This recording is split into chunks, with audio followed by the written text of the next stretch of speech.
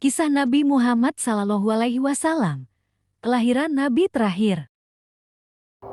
Pada saat Nabi lahir, ada banyak peristiwa besar yang terjadi. Di antaranya adalah 1. Jin tidak lagi bisa mengintip berita dari langit.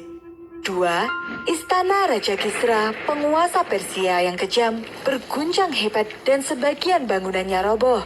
3. Api abadi yang selalu disembah kaum Majusi padam seketika. 4. Danau sawah yang disucikan bangsa Persia tiba-tiba mengering. Nabi Muhammad terlahir sebagai anak yatim, tidak memiliki ayah. Meskipun memiliki seorang kakek yang terhormat dan memiliki kedudukan, namun keluarga Nabi Muhammad tergolong miskin. Karena itulah, ketika tiba saatnya mencari ibu susu, tidak ada seorang pun yang mau menerima Nabi. Dia anak yatim dan keluarganya pun tidak kaya. Saat itu, datanglah Halimah Asyadiyah dari Habasyah. Dia berharap bisa menemukan bayi dari keluarga kaya yang bisa memberinya upah besar. Aku tidak akan pulang tanpa membawa anak asuh. Namun, Allah berkehendak lain. Halimah langsung jatuh hati begitu bertemu dengan Muhammad kecil dan berjanji akan menjaganya. Sudah menjadi tradisi bagi keluarga terhormat untuk menitipkan anak mereka kepada ibu susu. Selama 1-2 tahun, mereka akan tinggal di pedesaan untuk belajar bahasa Arab asli dan menghirup udara segar. Engkau adalah berkah bagi kami.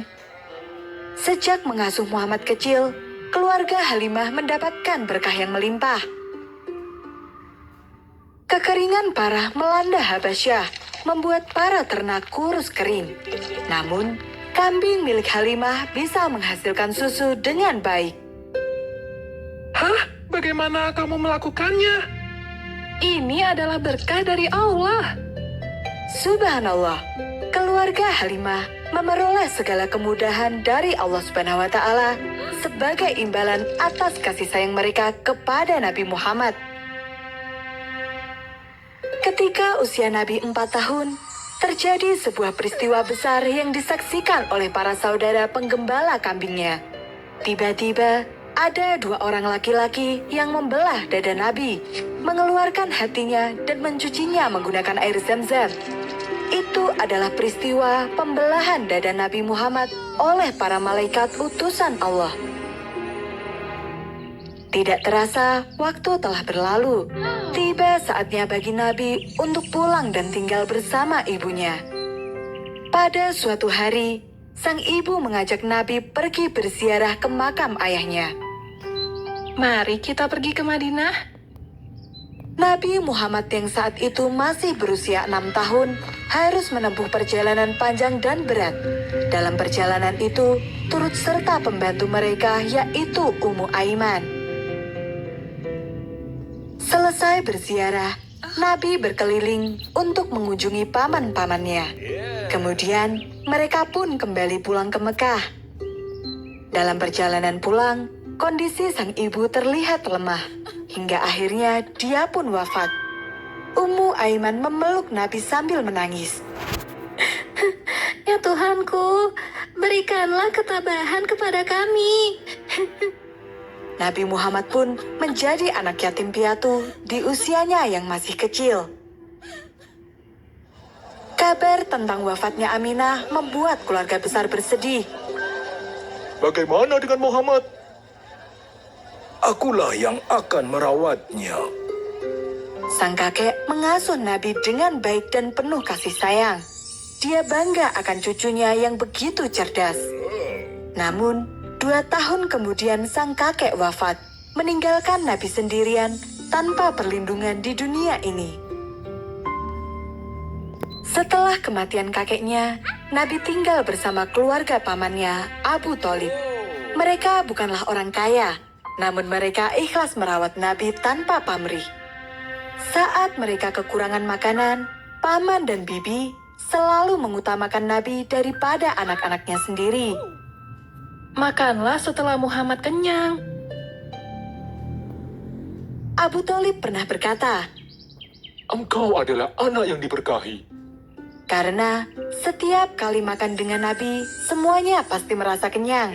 Dan ketika Nabi lebih dulu minum susu, maka semua yang minum sesudahnya pasti merasa puas. Subhanallah, inilah tanda-tanda kemuliaan Nabi Muhammad. Berkah selalu melimpah dimanapun dia berada. Sejak kecil, Nabi telah terbiasa bekerja. Dia menggembalakan kambing, domba, dan ternak lainnya milik para tetangga. Nabi terkenal di antara para pemilik ternak karena dia adalah anak yang jujur dan dapat dipercaya. Aku tidak pernah khawatir jika menitipkan ternakku kepada Muhammad. Iya, kau benar. Dan ketika usia 13 tahun, Nabi mulai ikut pamannya berdagang. Perjalanan ke Syam sangat jauh dan berat. Apakah anak sekecil dia bisa bertahan di perjalanan? Dan Allah lah yang menjawab pertanyaan itu. Kemanapun Nabi berjalan, selalu ada awan yang memayunginya. Gurun pasir yang begitu panas menjadi teduh bagi Nabi Muhammad. Di tengah perjalanan, seorang pendeta Yahudi melihat mukjizat tersebut dan bertanya, Siapakah namanya? Dia Muhammad. Lindungilah dia dari kaum Yahudi. Kelak, dia akan memiliki kedudukan yang tinggi. dia merasa yakin bahwa pemuda yang dilihatnya itu merupakan nabi terakhir seperti yang tertera di kitab Taurat. Terima kasih sudah menonton.